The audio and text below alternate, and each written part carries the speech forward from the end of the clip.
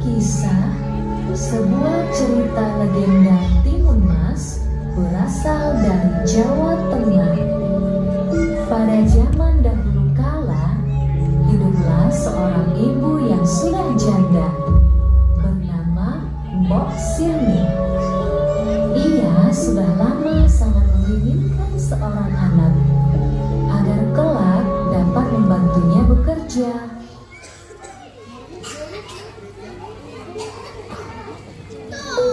Suatu hari, Mbak Sirni mencari kayu bakar di hutan sambil membanggakan seorang anak. Tiba-tiba ada raksasa yang menghampiri Mbak Sirni.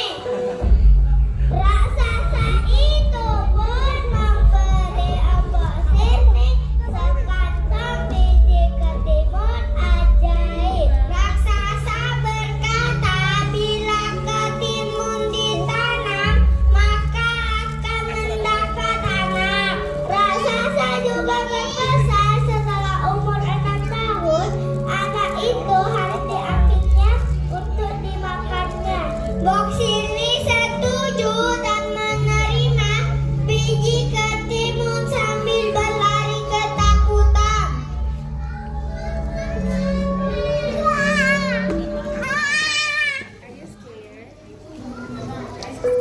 Setelah 2 minggu, ketimun yang ditanam Mbok Sirni pun berbuah. Mbok Sirni sangat terkejut melihat buah ketimun berbuah sangat besar. Mbok Sirni pun membelah ketimun itu dengan hati-hati. Ternyata di dalam buah ketimun ada bayi yang cantik. Mbak Sirni pun sangat senang dan menggendong bayi itu dan memberi nama Timun Mas.